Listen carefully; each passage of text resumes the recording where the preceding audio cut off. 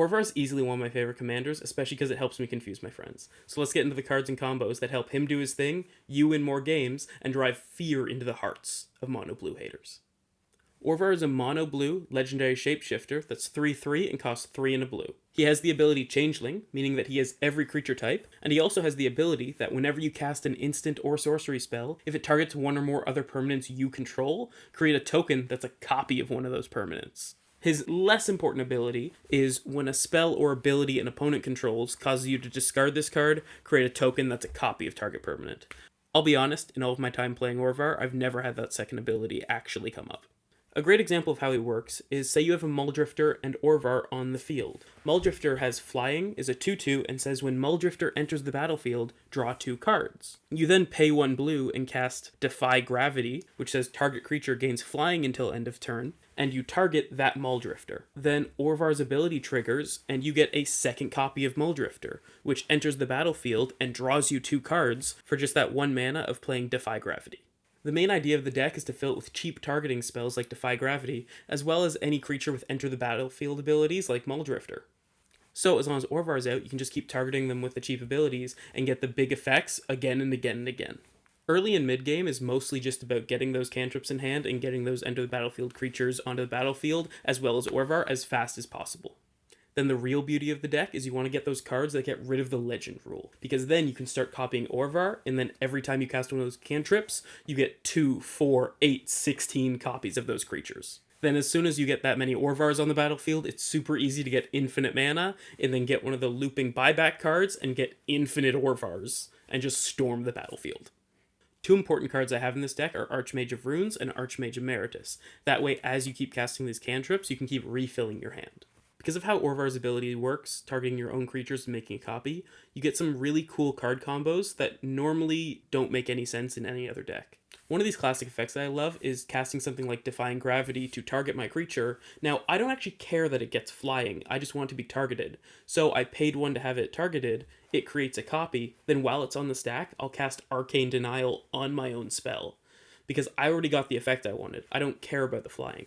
But it means that then, because I'm both the caster and the target of Arcane Denial, I get to draw 3 cards on the next upkeep, refilling my hand. Another fun effect you get is similar to a white player Swords to Plowsharing their own creature when it's going to be destroyed, so that they at least get a benefit from it. You can do something like cast Pongify on your own creature for 1 blue mana, destroy it instead of your opponent destroying it, because you targeted it, Orvar makes a new copy of it that you get, and you get a free monkey! The golden bullets in this deck are cards like Mind Games, Clock Spinning, and Whimsical Wrath, because they have a buyback cost, which means if you pay that extra cost, it goes back in your hand after casting it. So, as long as nobody counterspells you, you can just keep playing that spell again and again as long as you have the mana for it, targeting a creature again and again and again. This gets a little wacky when you look at the text of some cards like Clock Spinning or Whimsical Wrath. In Clock Spinning, it says choose a counter on target permanent. It does not say target permanent with a counter, which means you can actually cast this even if the target doesn't have a counter on it. When it says remove a counter from that permanent or card, or put another of those counters on it, because the card doesn't have a counter on it, that doesn't do anything, but it doesn't mean that the spell fails. The same works in Whimsical Wrath when it says change the text of a target permanent by replacing all instances of one color word or basic land type with another until end of turn.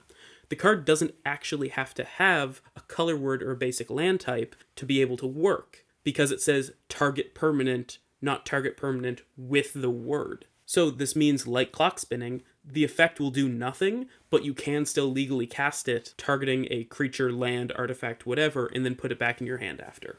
Now, 2 of the kind of evil mono-blue shenanigan cards I have in here are Hullbreaker Horror and Fear of Imposters.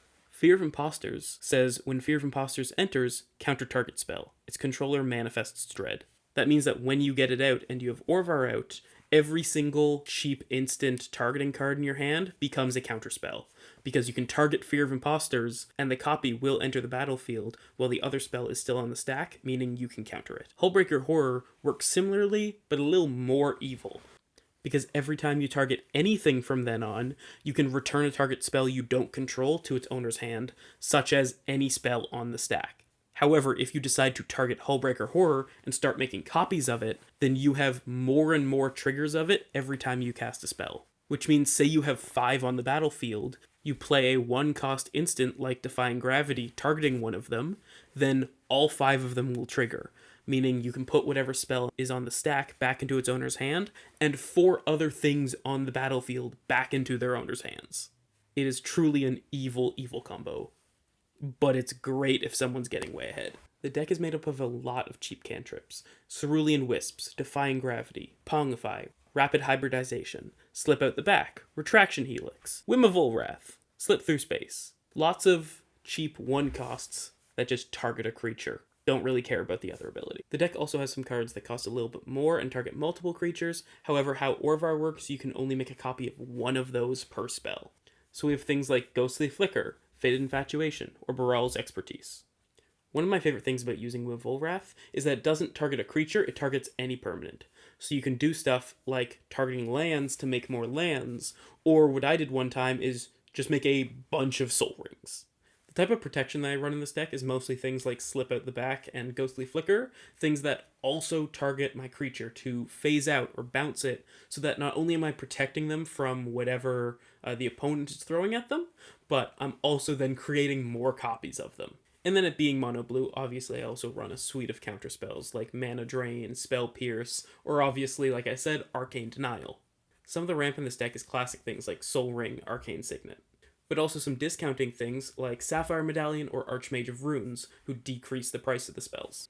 I'm also playing things like Retraced Image for some pseudo-green ramp of playing an extra island, or also As Foretold, which just over time will let me cast more and more spells for free. The endgame win cons of the deck revolve around cards like Vesuvan Duplimancy, Sakashima, or Spark Double, so that you can make a copy of Orvar and get around the legend rule to keep it around. Then, once you have a non-legendary Orvar, you're going to want to copy that to make just more and more Orvars. This then we go back to Whim of Ulwrath, Mind Games, Clock Spinning, and can just keep targeting things with them. The trick then is you want to keep targeting your islands to get infinite mana. Whim of Ulwrath is the best with a 2 buyback cost, meaning that as soon as you have 3 Orvars, you can keep targeting islands infinitely to get infinite tapped mana, or if you have 4 Orvars, infinite untapped mana. Same thing works for Clock Spinning and Mind Games, but because their buyback cost is 3 and not 2 like Whim of Ulwrath, you need 4 Orvars for infinite tapped mana, or 5 Orvars for infinite untapped. I also run super old, unheard of Memory Crystal specifically for this reason, to get those buyback costs down so I can do it with less Orvars.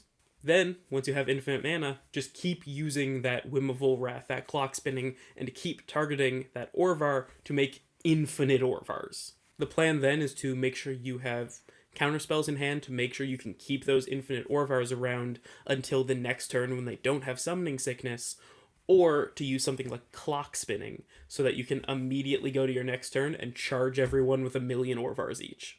The key things to remember are that you get the copy on cast of the spell targeting whatever it's targeting, which means spell goes on the stack, then creature enters, then spell resolves.